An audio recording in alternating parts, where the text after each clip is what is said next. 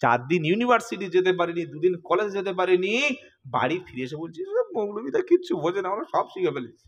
কি শিখেছিস? যে মৌলবীরা ইংলিশ জানে, সব মূর্খ জাত, মাদ্রাসা ছেলে পড়ে কি হবে যদি ইংলিশ না বলতে পারে? ভাই, মাদ্রাসায় ছেলে আলেম হাফেজ হয়ে ইংলিশ না বলতে পারলে যদি অশিক্ষিত হয়, তুই ডাক্তার হয়ে মাস্টার হয়ে তুই বিসমিল্লাহ উচ্চারণ করতে পারিসনি, তুই তাহলে তো পচা মূর্খ ভাই। কি বলছেন বলেন?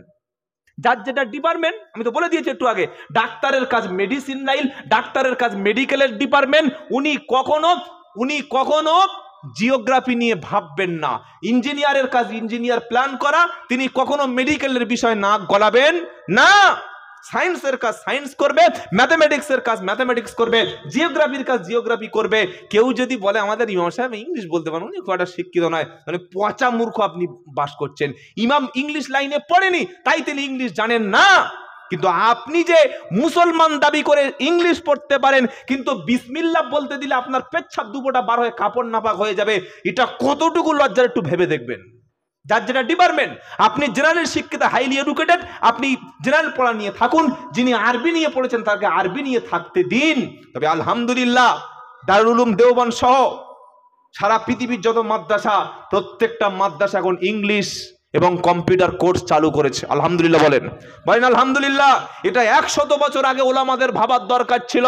একটা আলেম যখন কোরআন হাদিস সুন্নাহ ফিকহ ফারায়েজ মাসআলা শিখে, ইংলিশ থেকে যখন লেকচার দিতে পারবে, যখন সে কম্পিউটার জানবে, তখন 4000 টাকা মসজিদের সেক্রেটারির গুঁতো আর ক্যাশিয়ারের লাথি খেতে হবে না।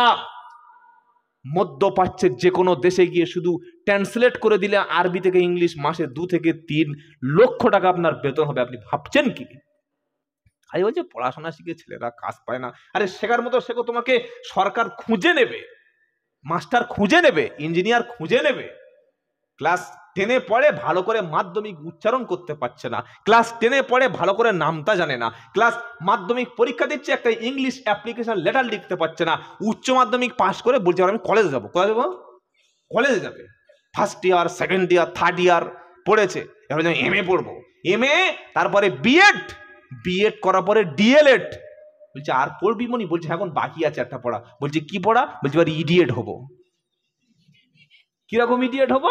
বলছে স্কুল থেকে পড়ে এসে দাঁড়িয়ে পেচ্ছাপ করব, স্কুল থেকে পড়ে এসে সুন্দরী মেয়ে বিয়ে করে বাপ মাকে ঘর থেকে বার করে কলকাতায় ফ্ল্যাটে থাকবো, ভাইগুলো ভ্যান চালাক, দেখার দরকার নাই। যে বাপ সারা জীবন রিক্সা চালিয়ে ছেলের জন্য টাকা পাঠিয়েছে, ইংলিশ পড়িয়েছে, সায়েন্স পড়িয়েছে, ম্যাথমেটিক্স পড়িয়েছে, সেই বাপটা এখনো ভিক্ষা করে, সেই বাপটা এখনো ভ্যান চালায়, রাস্তার পাশ থেকে মাস্টার একটা স্কুটি নিয়ে করে বার হয়ে চলে যাচ্ছে।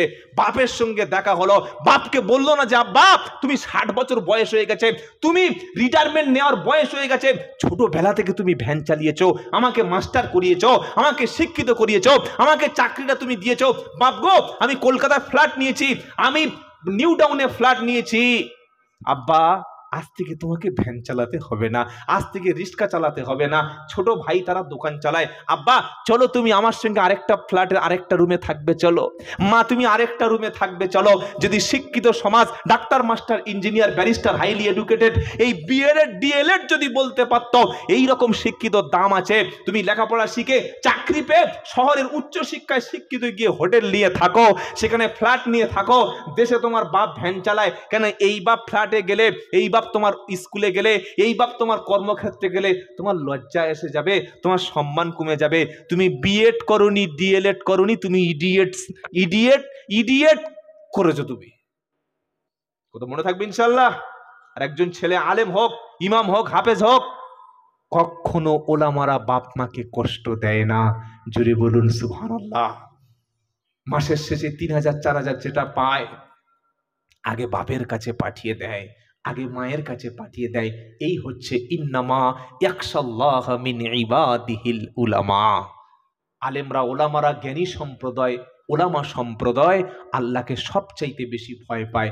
বলুন সুবহানাল্লাহ। আমি কোনো শিক্ষাকে ছোট করছি না, এমন শিক্ষা দেবেন আপনি বিছানায় পড়ে গেছেন মরণের সময়, ছেলে উকিল যেন না ডেকে আনে, ছেলে যেন আপনার জন্য ইয়াসিন পড়ে দোয়া করে। কথা মনে থাকবে ভাই। এমন শিক্ষা ছেলেকে দেবেন, বাপ ছটপট ছটপট করছে, ছেলে জমির দলিল নিয়ে ছুটোছুটি করছে, কতটুকু মাল পাবো। এরকম ছেলে জন্ম দেওয়ার চাইতে না দেওয়াটাই ভালো। এমন সন্তান শিক্ষা দেবেন, আপনি মরে গেছে, লাশটাকে গোসল দেবে, ছেলেরা পায়ে ধরছে, ও আমার বাপকে গোসল দেবে, ও আমার বাপকে গোসল দেবে। ভাই এমন শিক্ষা কেন দিলাম যে আমার সন্তানটা আমার গোসল দিতে পারবে না? যে বাপ তুমি ছোট ছিলে, পুকুরে গিয়ে ঝাঁপ দিচ্ছ, গায়ে শরীরে কাদা লেগেছে, বাপ তুলে এনে সাবান দিয়ে, সার্ফ দিয়ে, শ্যাম্পু দিয়ে, মাথা থেকে পা পর্যন্ত সাবান দিয়ে, মাথা পা চুল সব জায়গায় তোমাকে ভালো করে পরিষ্কার করে একদম সাবান দিয়ে কোলে করে মুখে চুমু খেয়ে বাড়িতে রেখে গেছে। 8টা বছর 10টা বছর তোমার বাপ গোসল দিয়েছে, তোমার মা তোমাকে গোসল দিয়েছে, ছোট ছিলে সেদিন তুমি ভুলে গেছো।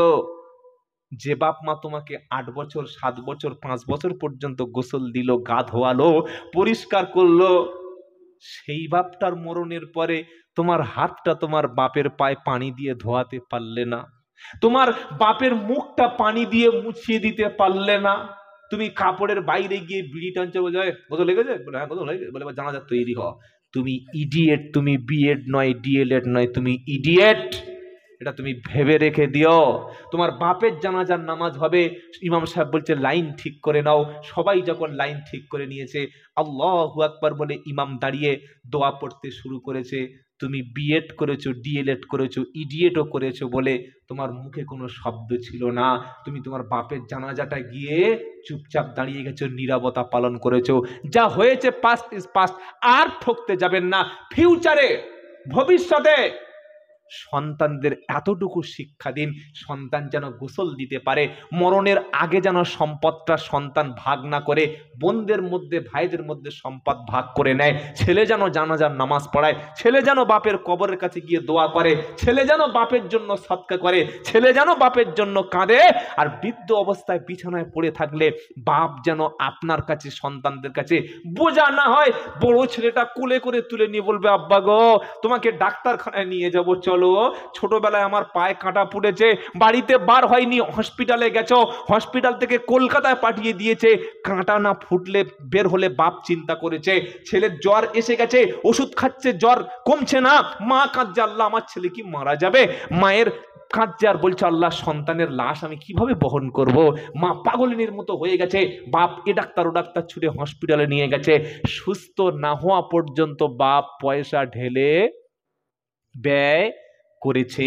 আজকের বাপটা 13 বছর বিছানায় পড়ে আছে, মা 6টা মাস বিছানায় পড়ে, মায়ের পিঠে এত বড় বড় বড় বড় ঘা হয়ে গেছে, মাছের মতো মা পচে গেছে। তোমার পকেট থেকে 10টা 1000 টাকা ডাক্তারের জন্য বার হলো না, শীতের রাত্রে মায়ের জন্য একটা ব্ল্যাঙ্কেট জুটলো না, তুমি পায়ে মোজা পরে, পায়ে বুট করে রাস্তায় হটমটিয়ে হেঁটে চলেছো। বলো কটা সন্তান শীতের সময় মায়ের জন্য একটা মোজা কিনে দিতে পেরেছো? বলো। জলসার দিনে শালি এসেছে, খুব খুশি, শালি কি এসেছে বলো, শালি, শালির হাত ধরে ফুচকা খাওয়াতে গেছো, গার্লফ্রেন্ডকে নিয়ে বাইকের পিছনে ঘুরতে বার হয়েছো, নিজের বোনটা জলসার দিন দাওয়াত করেছে তো, 7 বছর বিয়ে হয়ে গেছে, বোনের বেড়া চাপা, বড় বোনটা তোমার থেকে ছোট ছিল, মা ছোট বয়সে মারা গেছে, বোন তোমাকে গা ধুইয়েছে, গোসল করিয়েছে, বোন তোমাকে খাইয়েছে, স্কুলে পাঠিয়েছে, তোমার বোনের যেদিন বিয়ে হয় বোন সেদিন সারা রাত কেঁদেছে। ভাই বলছে, বোন কাঁদিস না, কাঁদছিস কেন বল? বোন বলছে, দেখ আমি তো তোর মায়ের মতো ছিলাম, আমি চলে গেলে শ্বশুর বাড়ি কে তোকে দুটো রান্না করে দেবে বল, তোর পোশাকটা কে ধুয়ে দেবে বল, তুই যখন ছোট আছিস কে তোকে খাওয়াবে বল, আমি 8টা বছর মায়ের ভূমিকা পালন করেছি রে, কাল থেকে স্বামীর বাড়ি থাকবো, তোকে খেদমত করতে পারবো না। যে বোনটা কেঁদে তোমার বুকে জড়িয়ে ধরে চলে গিয়েছিল, এই বোনটাকে জলসার দিন ডেকে খাওয়ানোর দরকার জুড়ে বলো ছিল? যে বোন তোমার জন্য এখনো কাঁদছে শ্বশুর বাড়ি, ইস জলসার দিন বাপ বেঁচে থাকলে নিয়ে যেত, ঈদের সময় মা বেঁচে থাকলে বাপ ঈদের নামাজ পড়েই চলে আসতো, বুড়ো মানুষ, মা ঈদের নামাজের পরেই কুরবানির গোশত পাঠিয়ে দিত। তুমি তোমার কুরবানির গোশতটা শালার বাড়িতে গেল, ভাড়া ভাইয়ের বাড়িতে গেল, বন্ধুর বাড়িতে গেল, পার্টির লোকের বাড়িতে গেল, নিজের বোনের বাড়ি যদি পাঠাতে পারতে, ইনশাআল্লাহ তুমি খাঁটি মুসলমান, তুমি শিক্ষিত, তা না হলে তুমি বিএড নয়, তুমি ইডিয়েট। কথা মনে থাকবে ইনশাআল্লাহ, কথা মনে থাকবে ইনশাআল্লাহ। কটা পর্যন্ত হবে? আর শেষ করে দিই নাকি? 11:38 হয়ে গেছে। কি শেষ করে দেবো না একটু চলবে? হ্যাঁ, চলুক। ফজরের নামাজ যদি কাজা হয়, আগে আমার জামার কলার ধরে ধুনে দেবে কবরে। এই তুই এত বক্তব্য করেছিলিস কেন? শুনবো এবং আমল করব ইনশাআল্লাহ। বোনের সম্পত্তি যারা দেননি, কাল সকালে বোনকে ডেকে সম্পত্তি বুঝিয়ে দেবেন ইনশাআল্লাহ। বলেন, যারা বোনের সঙ্গে কথা বলেন না, নিজের মায়ের পেটের ভাইকে ঠকিয়েছেন, বড় ভাই বলে রাস্তার জমি নিয়ে লম্বা দোকান করেছেন, ছোট ভাই নাবালক বলে এই মাঠের মাঝখানে জমিগুলো ছেড়ে রেখেছেন, এটা ইনসাফ হলো না। কথা মনে থাকবে ইনশাআল্লাহ। হজে যাওয়ার সময় কাঁদছে, মাফ করে দিস, আমি আর মনে হয় ফিরবো না, যেন ওখানে ও ফাঁসি হবে যেন হজে গিয়ে। তার মানে ওর যাওয়ার ইচ্ছাই নাই। কি বুঝলেন? হজে যাচ্ছি বাবা, বোনের জমিটা দিয়ে যা, মেয়ের জমিটা দিয়ে যা, ভাইয়ের জমিটা দিয়ে যা, হেসে হেসে চলে যাবি মদিনায়। প্লেনে উঠতে জানা, গরুর মতো ঠেলে ঢোকাতে হচ্ছে এয়ারপোর্ট। লাভ দেওয়ার বলছে, ভাই তোর ভাবির দেখিস। ভাবির কি দেখবে? মুখ দেখবে? পাগলা কথা। ভাবির দেখিস, বিসমিল্লাহি তাওয়াক্কালতু আলাল্লাহ, লা হাওলা ওয়ালা কুওয়াতা ইল্লা বিল্লাহ, এটা বলে বাড়ি থেকে বার হয়ে যাবেন। আল্লাহর ফেরেশতা পাঠিয়ে পুরো ঘরটাকে আপনার পাহারা দেবে। সুবহানাল্লাহ। মানুষের উপরে ভরসা করবেন না, আল্লাহর উপরে ভরসা করবেন ইনশাআল্লাহ। বলেন তাহলে আল্লাহ হাই, তিনি জীবিত, তিনি সবকিছুর উপরে কর্তৃত্ব করেন, তিনি আল্লাহ। তারপরে আল্লাহ পাক বলছেন, লা তাআখুদুহু সিনাতু ওয়ালা নাউম। আল্লাহর আরো দুটো গুণ তিনি বলছেন। আল্লাহ বলছেন, বান্দা আমি যে কর্তৃত্ববান, আমি যে জীবিত, আমি সব বিষয়ের উপরে ক্ষমতাবান, আমি আল্লাহ। লা তাখুদুহু সিনাতু ওয়ালা নাউম, আমি আল্লাহর ঘুম দূরের কথা, তন্দ্রা আমাকে স্পর্শ করে না। জোরে বলুন। আল্লাহ যদি ঘুমায়, কে পৃথিবীর নিয়ন্ত্রণ করবে? আল্লাহ যদি ঘুমায়, কে সূর্যটাকে কন্ট্রোল করবে? আল্লাহ যদি ঘুমায়, কে চাঁদকে কন্ট্রোল করবে?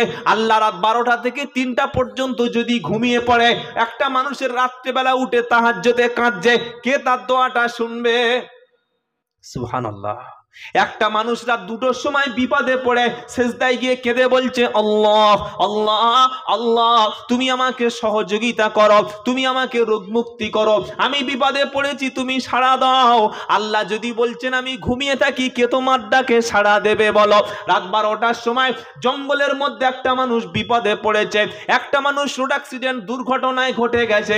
আল্লাহ পাক বলছে, ঘুম আর তন্দ্রা এটা মানুষের দুর্বলতা, এই ঘুম আর তন্দ্রা আমি আল্লাহকে স্পর্শ করে না। সুবহানাল্লাহ। তিনি ঘুমান না, অথচ তিনি সবাইকে ঘুমানোর ব্যবস্থা করে দেন। আপনি এমন একজনের কাছে দোয়া করুন যিনি ঘুমায় না। খাজা মঈনুদ্দিন চিশতির কাছে মেয়েরা ছেলে চাইতে যায়, হারোয়ায় গোরাচাঁদের কাছে চাকরি চাইতে যায়, ফুরফুরায় গিয়ে নিজের ভাগ্য পরিবর্তন করে, বসিরহাট আল্লামা রুহুল আমিন রহমতুল্লাহের কবরের কাছে গিয়ে সেখানে নিজের স্বাস্থ্যটার জন্য দোয়া করে, পাথর চাপড়িতে গিয়ে নিজের স্বামীর জন্য কাঁদে। আল্লাহ পাক বলছে তারা ঘুমাচ্ছে, মোমেন ব্যক্তি কবরে ঘুমাচ্ছে, আমি আল্লাহ কিন্তু ঘুমাই না। তারা তোমার দোয়া শোনে না, আমি আল্লাহ দোয়া শুনি। তারা ডাকে সাড়া দিতে পারে না, আমি আল্লাহ ডাকে সাড়া দিই। তারা তোমার ভাষা বোঝে না, আমি আল্লাহ সব ভাষা বুঝি। তাদের কাছে কিছুই নাই, তারা কবরে। আচ্ছা, কবরে কি থাকে? 2 লাখ টাকা থাকে তো প্রত্যেক মাজারে? কি বলছেন বলেন?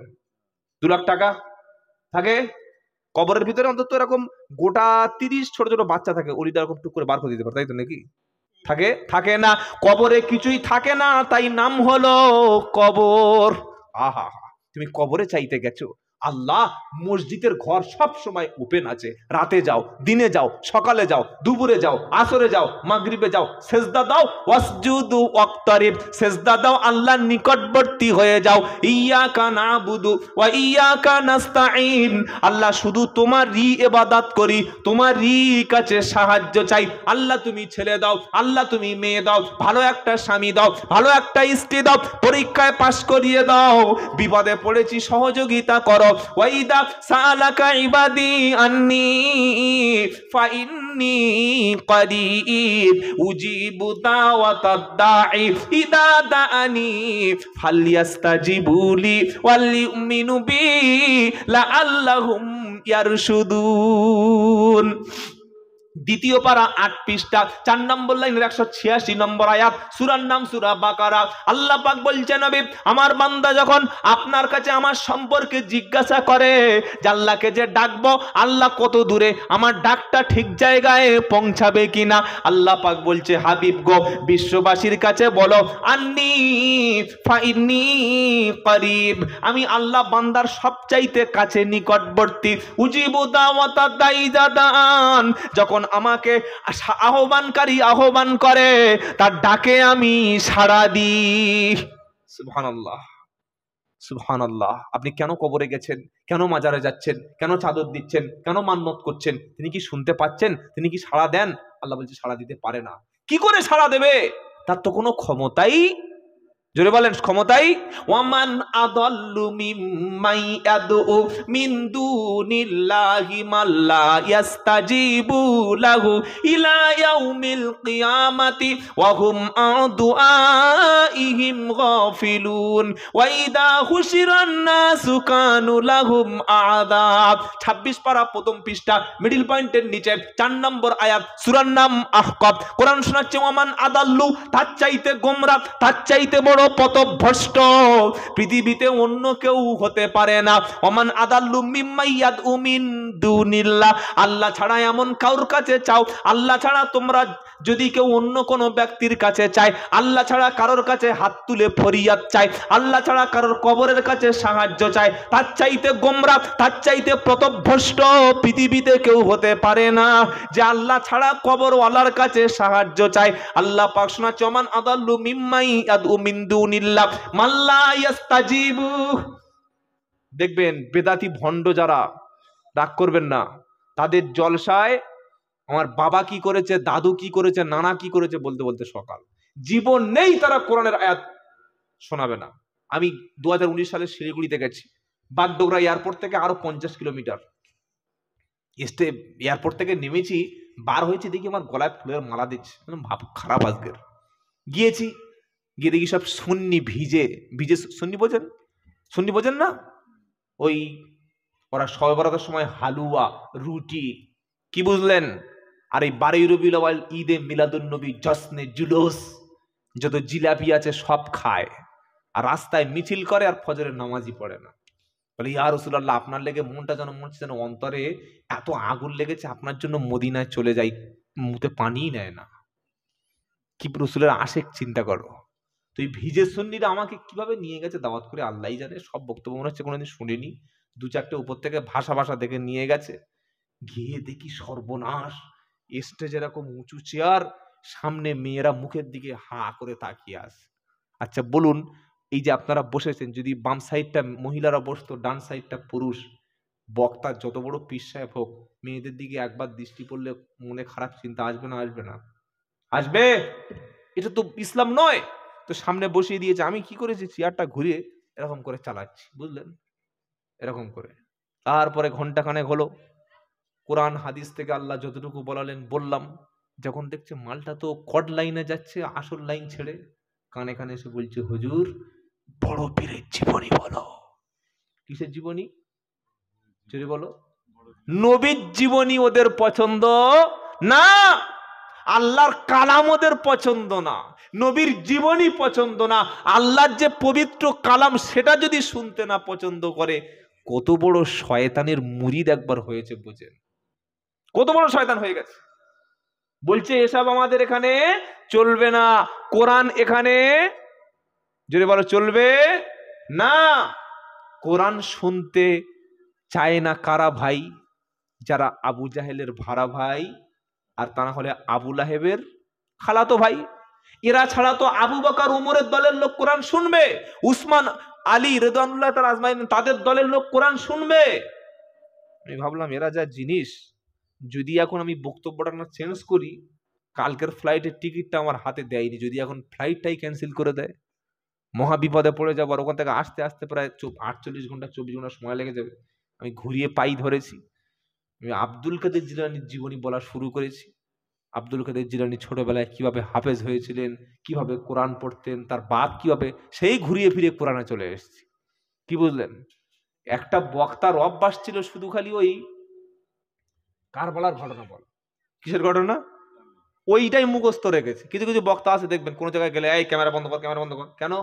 ও জানে যে এই বক্তব্যটা যা মুখস্থ করে নিয়ে যখন 1 বছর চালাবো, কি ক্যামেরা চলবে না, হারাম। ক্যামেরা যদি হারাম হয় ভাই, হজে যাওয়ার সময় ছবি তুললি কেন? তুই আধার কার্ডটা বাদ দে, রেশন কার্ডটা ছিঁড়ে দে, তবে বলবো কিরকম মুক্তি দেখবো। ছেলেদের কাছে যদি কোরআনের তাফসীর, ওলামাদের তাকরীর যদি আজকের ইন্টারনেটে না থাকতো, সব ছেলেগুলো নোংরা জিনিস দেখে জীবন শেষ করতো। কি বলছেন বলেন? হাজার হাজার যুবক যোগ্য যোগ্য ওলামাদের তেলাওয়াত শুনে, বক্তব্য তাকরীর শুনে তারা দ্বীন ইসলামের সঠিক পথে ফিরে আসছে আলহামদুলিল্লাহ। আমি ঘুরিয়ে ধরলাম, বক্তব্য করেই দিলাম, হয়ে গেল। খুব একটা খুশি হলো না, কারণ ওই লাইনের মাল না। তাই দেখবেন, কোরআন শুনলে, কোরআন শেখালে, কোরআন পড়ালে যাদের গায়ে একটু অ্যালার্জি বার হয়, বুঝতে হবে তারা মুসলমানের দলে না। বাংলার অসংখ্য মসজিদ এখনো আছে, সেখানে আজও পর্যন্ত কোরআন শিক্ষা দেওয়া হয় না।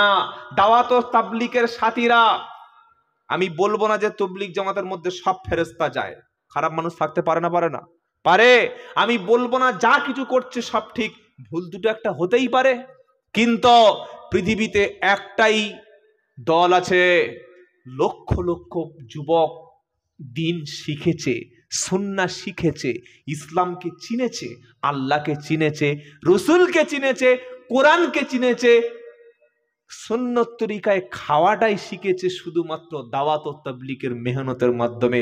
তাকবীর, তাকবীর। তুমি বলছো কোরআন শেখানো চলবে না? এই ধাপ্পাবাজ, ঠকবাজ, ভণ্ড পীরেরা জানে যে যদি সব মানুষ কোরআন শিখে যায়, তাহলে তো আর কেউ আমাদের কাছে কাঁদবে না। কি তাই তো? তাহলে তো আর আমাদের তাবিজ বিক্রি হবে না। সবাই যদি কোরআন জানে, তাবিজ বিক্রি হবে? হবে না। সবাই যদি কোরআন শেখে, কে বলবে বাবা দোয়া করে দাও? কারণ দাওয়াতের সাথীরা মামুর কাজে আলাদা, জিম্মাদার কাজে আলাদা, মুতাকাল্লিম কাজে আলাদা। তাহাজ্জুদের সময় হলো, সবাই আলাদা আলাদা কাঁদে, কেউ কারোর উপরে কান্নার দায়িত্ব, জোরে বলো, দেয় না। দরবারি মালগুলো জানে যদি আমরা কান্নার দায়িত্বটা নিই, বছর বছর দামি গাড়ি বাড়ি করতে পারবো না। 10 মিনিট কেঁদে দেবো 1000, 20 মিনিট স্পেশাল কান্না 20,000। সেদিন ফেসবুকে একটা অ্যাড দেখছিলাম, কি জানেন? বলবো? পরীক্ষায় পাশ করিয়ে দিলে 501 টাকা, ঘরে দোয়া করে দিলে 6001 টাকা, বিবির বাচ্চার জন্য দোয়া 501 টাকা, কোনো মেয়ের বিয়ে হচ্ছে না, দোয়া 3001 টাকা। একটা প্যাকেজ, দোয়ার প্যাকেজ। শালা এরকম ভণ্ডামি কবে থেকে চলছে? এই আয়াত যদি তাদের সামনে খুলে দেয় যারা দোয়ার প্যাকেজ ঘোষণা করছে, কিছু মানুষ তো জলসায় প্রকাশ্য বলেই দিয়েছে তুই আল্লাহর কাছে ডাইরেক্ট যেতে পারবি না। আল্লাহ তো চেনে। মমতা ব্যানার্জির সঙ্গে, মুখ্যমন্ত্রীর সঙ্গে ডাইরেক্ট দেখা করা যায়, মাঝখানে ভায়া লাগে। সুতরাং আমি ভায়া, তুই কে রে? তুই কে? না আমি একজন অমুক বংশের, নবীর বংশে। ও কোথায় কার রক্ত, আমার বাপ ওই ছিল, তার বাপ ওই ছিল, ওর বাপ তাই ছিল, তাই ছিল, তাই ছিল, বলতে বলতে ঠেকিয়ে দিয়েছে আবু বকর সিদ্দিক পর্যন্ত। কি বুঝলেন? বলছে আমি কোরাইশ, বলছে আমি সিদ্দিক, আমি মাদানি। মদিনার চোখে দেখেনি, মদিনা ইউনিভার্সিটি পড়েনি, বললাম আমি মাদানি। বলছে কুরাইশি। আহা, কুরাইশ তুমি চেনো? আবু জাহেল তো ছিল কুরাইশ, তো সে আবু লাহাব তো কুরাইশ, তুমি কোন কুরাইশ? কি তুমি কোন কুরাইশ গো? মুহাম্মদ সাল্লামের কুরাইশ না ওই আবু লাহাবের কুরাইশ? ভাবতে হবে তোমাকে। কথা বুঝতে পারছেন ভাই? কুরাইশ, সিদ্দিক, মাদানি, খান, পাঠান এসব পরিচয় কাজ হবে না, কাজ হবে আমাল। কাজ হবে কি? আমাল। তাই কখনো এই সমস্ত প্রতারক ধাপ্পাবাজদের ধাপ্পায় পড়বেন না। সব সময় নিজের দোয়াটা নিজে করবেন ইনশাআল্লাহ। বলেন, বলেন ইনশাআল্লাহ।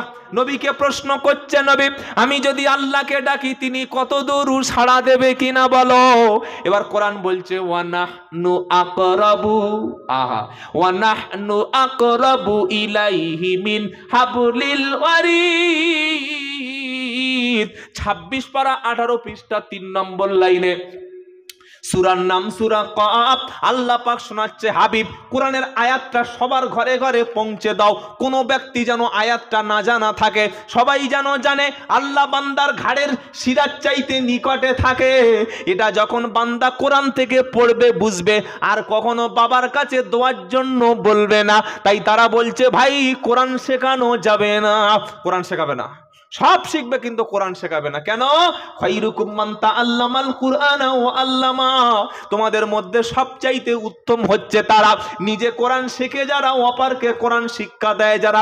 নিজামুদ্দিন আউলিয়া খাজা মঈনুদ্দিন চিশতি রহমাতুল্লাহ আলাইহি, মাওলানা ইলিয়াস রহমতুল্লাহ আলাইহি, মাওলানা জাকারিয়া রহমতুল্লাহ আলাইহি, আশরাফ আলী থানভী রহমতুল্লাহ আলাইহি, ফুরপুরার মুজাদ্দেদ আবু বকর সিদ্দিক রহমতুল্লাহ আলাইহি, বসিরহাট আল্লামা রুহুল রহমতুল্লাহ আলাইহি, তাদের টার্গেট ছিল মানুষ যাতে কোরআন শোনে, মানুষ যাতে কোরআন শেখে, মানুষ যাতে দিন পায়, ইসলাম পায়। হাক্কানি ওলিরা, হাক্কানি পীররা কখনো দরবার খুলে ব্যবসা করে না। হাক্কানি পীরদের জামায় 4-5টা পকেট থাকে না। কি বলছেন বলেন? থাকে? আর এখন পীর কি দেখতে পাচ্ছি? সব দিকে পকেট, পানি ব্যাপারের মতো। দেখেন নাই ট্রেনে যারা ফটাস করে ফটাস জল বিক্রি করে, এখানে এখানে সব জায়গায় পকেট, মুসাফা করছে, পকেটে ঢোকাচ্ছে। আল্লাহর কসম করে বলছি, এই বাংলার জমিনে দাদা হুজুর রহমতুল্লাহর অবদান আছে, বসিরহাট হুজুরের অবদান আছে, আছে না নাই? তারা ছিলেন হক, কিন্তু তাদের নাম ভাইয়ে লুটে পুটে খাচ্ছে, অথচ তাদের আদর্শ পালন করছে না। আর এরা বলছে আমরা আওলাদ, আমাদেরকে মাথায় নাও, আমাদের সম্মান করো। বিশ্বাস করুন, আওলাদের কোনো দাম নাই যদি ইলিম না থাকে। দূর থেকে একটা বক্তা, একটা হুজুর স্টেজে কোরআনের তাফসীর চলছে, নবীর সিরাত চলছে, 1 কিলোমিটার দূর থেকে একটা কোন পীরের বেটা আসছে, নারায়ে তাকবীর, উমুক হুজুর আসছে, তা আমার কি হয়েছে? কোরআনের চাইতে হুজুরের সম্মান বেশি? নবীর সিরাতের চাইতে পীরের সম্মান বেশি? না, এটা সুন্নাহর খেলাফ, এটা ভণ্ডামি। তিনি কত বড় হুজুর আসছেন যে কোরআনের তাফসীর থামিয়ে দিতে হবে, নবীর সিরাত থামিয়ে দিতে হবে। একটা মাসআলা বলছে যোগ্য আলেম থামিয়ে দিয়েছে, এই আমার হুজুর আসছে তাকবীর দাও। আমি সেদিন এই 24 পরগনা, উত্তর 24 পরগনা বলে এসেছি, কোরআনের ব্যাখ্যা চলছে, সূরা লুকমান থেকে কথা বলছি, কোত্থেকে একটা ছুটকো পীর এসছে, বলছে হুজুর আমাদের পীরজাদা হুজুর আসছেন। আমি যখন শুনেছি পীরজাদা, আমি বললাম তাহলে নতুন কোয়ালিটির কোন একটা মাল হবে, হয় তার হাতে 3টে হাত থাকবে, মাথায় 2টো শিং থাকবে, একটু আলাদা কোয়ালিটি হবে। দেখলাম তো সেই একই লোক গো, বলছে একটু তাকবীর দাও। আমি বললাম ভাই আমার বক্তব্য করতে দেন আর না দেন আমি নেমে চলে যাবো, অসুবিধা নাই, কিন্তু কোরআনের তাফসীর থামিয়ে, নবীর সিরাত থামিয়ে, সূরা লুকমান থামিয়ে আমি এই সমস্ত লোকের জন্য তাকবীর দিতে পারবো না। শুনতে পেলেন? আমাদের ওস্তাদেরা যারা তাফসীর শিখিয়েছে কোনোদিন এই শিক্ষা দেয়নি। তারা ক্লাসে আসলে কি বলছেন, যারা মাদ্রাসায় বড় বড় ওলামা যারা আছেন জিজ্ঞাসা করুন, ওস্তাদরা আসলে শিক্ষকরা কোনোদিন তাকবীর দিত না, চুপচাপ মাথা নিচু করে ছাত্ররা বসে থাকতো, তারা এসে কোরআনের একটা একটা করে বুঝ শিক্ষা দিয়ে যেত। এই হচ্ছে আদব, এই হলো শিক্ষা। জোরে বলুন সুবহানাল্লাহ। আজকের কিয়াম নিয়ে মারামারি শুরু হয়েছে, হয়েছে না হয় নাই? এটা থেমে গেছিল ভাইরাল হওয়ার জন্য কিছু বক্তা, কেউ বলছে এটা হারাম, কেউ বলছে না করতেই হবে। কেন ভাই বাড়াবাড়ি, এত বাড়াবাড়ি কেন?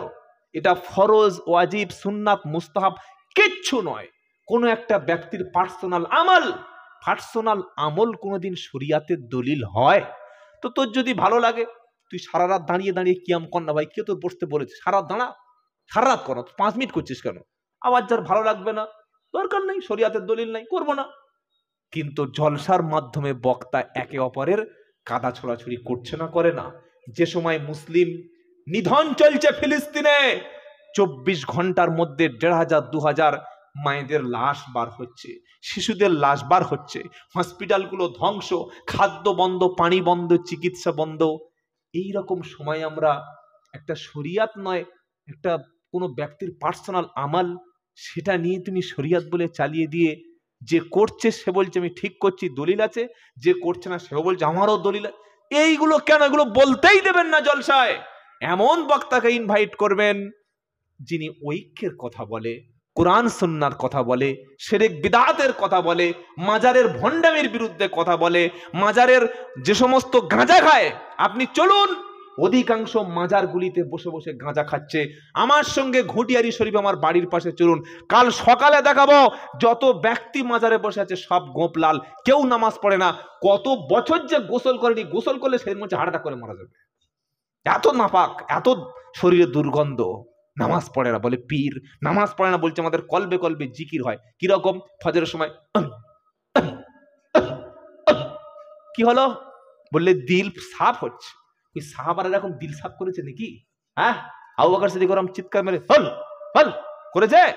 কেনই ভণ্ডামি শিখছেন? সবচাইতে বড় জিকির কোরআন, আরেকটা জিকির নামাজ, আরেকটা জিকির হচ্ছে দোয়া, আরেকটা জিকির সুবহানাল্লাহ। নামাজ পড়ে না তার জিকিরই নাই, কোরআন পড়ে না তার কাছে কিসের জিকির রে ভাই? সকলে বলুন নামাজ পড়বো ইনশাআল্লাহ বলেন, কোরআন শিখবো, কোনোদিন মাজারে যাব না ইনশাআল্লাহ বলেন। তওবা করুন জীবনে কখনো যত অসুস্থ হোক, যত বিপদ হোক, যত আল্লাহর পক্ষ থেকে পরীক্ষা আসুক, জীবনে কোনোদিন মাজারে চাদর, আগরবাতি, টাকা পয়সা, মোমবাতি যাব না, মাজারে একটা পয়সাই দেব না। আজ থেকে সবাই মসজিদমুখী হব, মাজারমুখী না হয় মসজিদমুখী হব। কারা কারা রাজি আছেন দুহাত তুলুন, তাকবীর। ইনশাআল্লাহ আজকের মাজারগুলো ব্যবসা চলছে, মসজিদ মাজারের পাশেই মসজিদ। ঘটিয়ারি আপনি চলুন আমার সঙ্গে, আমি আব্দুল্লাহ জুবায়ের বলছি, ঘটিয়ারি মসজিদ আছে মাজারের পাশে, মসজিদে নামাজ পড়ার লোক নাই, আর মেয়েরা মাজারে ঘোরাঘুরি খাচ্ছে। ছি ছি ছি, আল্লাহর ওলির কবরের উপর তুমি এটা করতে পারলে? মেয়েরা পেটের কাপড় সরিয়ে কবরের উপরে ঝাঁপ দিচ্ছে, কেন? বললে আমার পেটে বাচ্চা নাই, 3 বছর, কবরে শুলে বাচ্চা দেবে। তাহলে তুই যে বাচ্চাটা দিচ্ছি পেলে কোত্থেকে? স্বামীর কাছে নাকি থাকলে বাচ্চা হয়, বিজ্ঞান সম্মত। আর এই ভণ্ডগুলো বলছে মাজারে মাথা ঠোক বাচ্চা হবে। বাচ্চা দেওয়ার ক্ষমতা আল্লাহ ছাড়া পৃথিবীতে কারো নাই। মাজারে গেলে বাচ্চা হয় অবৈজ্ঞানিক, শিরক। বাচ্চা স্বামীর কাছেই থাকলে হয়, মাজারে বাবার কাছে থাকলে বাচ্চা হয় না। আল্লাহ আমাদের মায়েদের ঈমান সাফ করুক, বলুন আমিন। আল্লাহ পাক তাই বলছে লা তাখুযুহু সিনাতু ওয়ালা নাউম। ভাই 12টা বেজে গেছে, আর আলোচনা করব না বেশি, যত কিছু শুনেছি আমরা আমল করব, বলুন ইনশাআল্লাহ। 4-5টা বিষয়ের উপরে কথা বললাম। শিরিক থেকে সব সময় দূরে থাকবেন। ইন্না শিরকা লাযুলমুন আযীম। শিরিক হচ্ছে আল্লাহর প্রতি জুলম। নবীজি বললেন কিয়ামতের দিন কোন বান্দার আমলনামায় যদি শিরিক না থাকে, আল্লাহর সঙ্গে অন্য কাউকে যদি সমকক্ষ না মনে করে, মাজারে চাদর মান্নত, মাজারে নাজ নিয়ামত দেওয়া, সেখানে সেজদা দেওয়া, এই সমস্ত কাজ যদি না করে, আল্লাহ ছাড়া গায়রুল্লাহর নামে যদি কসম না করে, সেই ব্যক্তি যদি পাহাড় পরিমাণ পাপ নিয়ে আল্লাহর সামনে যায়, নবীজি বললেন আল্লাহ আরশ পরিমাণ রহমত দিয়ে জান্নাতে দিয়ে দেবে।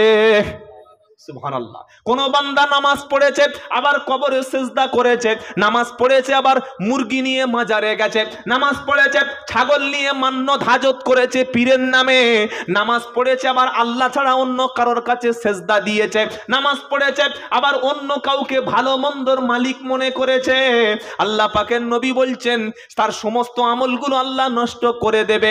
ইন্নাহু মাই ইশরিক বিল্লাহ ফাকাদ হারামাল্লাহু আলাইহিল জান্নাহ ওয়া মাআহুন নার ওয়া মা লিয-যালিমিনা মিন আনসার। 6 পারা 18 পৃষ্ঠা 11 নম্বর লাইনের 72 নম্বর আয়াত সূরার নাম মাইদা। ইন্নাহু মাই ইশরিক বিল্লাহ, যে ব্যক্তি আল্লাহর সমকক্ষ কাউকে মনে করলো, আল্লাহর সঙ্গে কাউকে শরীক স্থাপন করলো, আল্লাহ ছেলে দেয় কবর ছেলে দেয়, আল্লাহ দোয়া শোনে কবর থেকে দোয়া শোনে, আল্লাহ সুস্থ করে কবরওয়ালা সুস্থ করে, আল্লাহ বিপদ থেকে বাঁচায়, মাজারের কাছে গাড়ি স্লো করছে কারণ উনি বিপদ থেকে বাঁচিয়ে দেবে। কোরআন বলছে ইন্নাহু মাই ইশরিক বিল্লাহ, আল্লাহর সঙ্গে যদি কেউ শিরিক করে, ফাকাদ হারামাল্লাহু আলাইহিল জান্নাহ, তার জন্য আল্লাহর জান্নাত হারাম, ওয়া মাআহুন নার, তার ঠিকানা আগুন জাহান্নাম, ওয়া মা লিয-যালিমিনা মিন আনসার, এই জালিমের জন্য কোনো সাহায্যকারী থাকবে না। আল্লাহ আমাদের মাফ করুক, বলুন আমিন। 5 ওয়াক্ত নামাজ সকলে পড়বো ইনশাআল্লাহ। যুবকেরা শেষ কথা বলছি, বাপ মাকে কষ্ট দিও না, প্রতিবেশীকে কষ্ট দিও না, গ্রামের ইমাম সাহেবের সঙ্গে সম্পর্ক রাখবে, মসজিদে নিয়মিত যাতায়াত করবে, প্রত্যেক মাসে 3 দিন করে আল্লাহ রাস্তায় বার হবে, দ্বীন ইসলাম শিখে আসবে ইনশাআল্লাহ। বলো ইনশাআল্লাহ। ইনশাআল্লাহ বলতে পারলেন না? শিখবেন, দাওয়াতের সাথীদের সঙ্গে মিশবেন, আলেম ওলামাদের সঙ্গে সম্পর্ক রাখবেন। আল্লাহ আজকের আমাদের এই যুবকদের অনুষ্ঠানটাকে কবুল করুক, সকলে বলুন আমিন। এতক্ষণ যে রসুলের কথা শুনলাম, সেই প্রিয় রসুলের উপরে একবার দুরূদ ও সালাম পড়ুন। আল্লাহুম্মা সাল্লি আলা মুহাম্মাদ ওয়া আলা আলি মুহাম্মাদ কামা সাল্লাইতা আলা ইব্রাহিম ওয়া আলা আলি ইব্রাহিম ইন্নাকা হামিদুম মাজিদ। আল্লাহুম্মা বারিক আলা মুহাম্মাদ ওয়া আলা আলি মুহাম্মাদ কামা বারাকতা আলা ইব্রাহিম ওয়া আলা আলি ইব্রাহিম ইন্নাকা হামিদুম মাজিদ।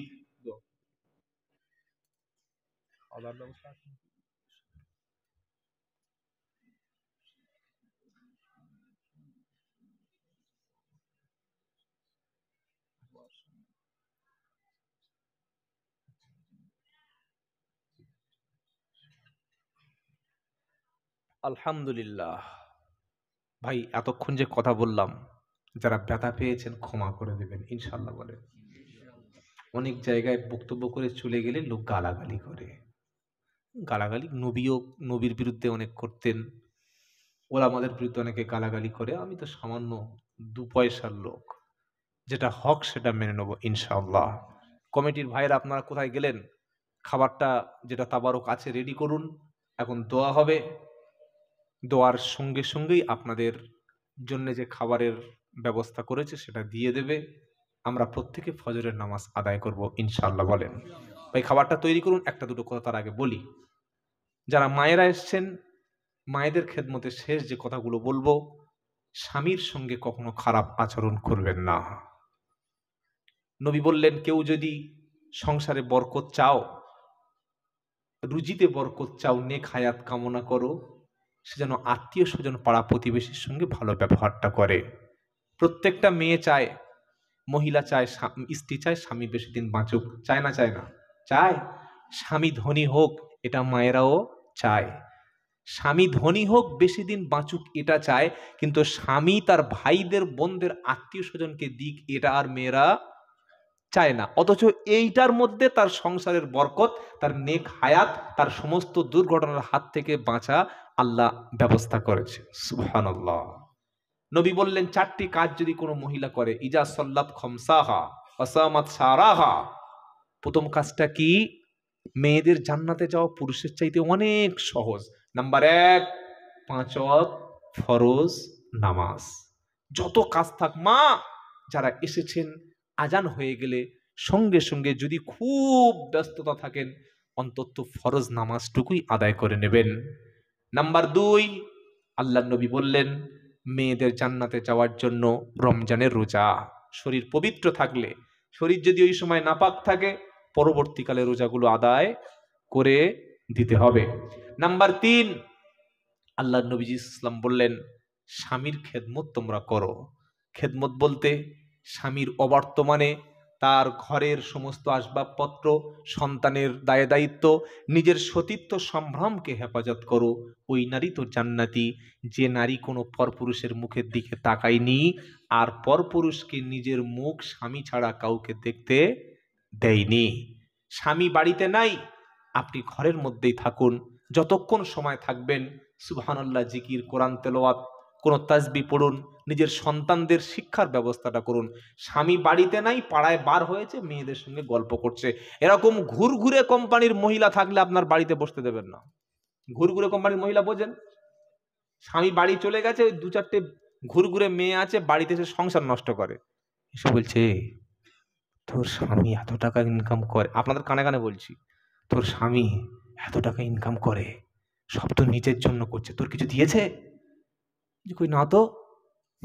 ভালোবাসে না, তোর ভবিষ্যৎ চায় না রে। আমার বিবির কাছে কানে কানে এসে বলছে। আমি বাড়ি গেছি, বলে দিয়েছে। আমি বললাম, কাল থেকে খবরদার তুমি ওর সঙ্গে কথা হারাম করে বলবে না। কথা বলে, কেন? ওই তোমার সংসারটা নষ্ট করবে। আমার ওয়াইফের কাছে এসে কানে কানে বলছে যে মালটা এত টাকা পায়, তোর নামে কিছু করেছে। ভাই মাদ্রাসা মসজিদ আরো তো বিভিন্ন খরচ আছে, তা আমি কি করে দেবো?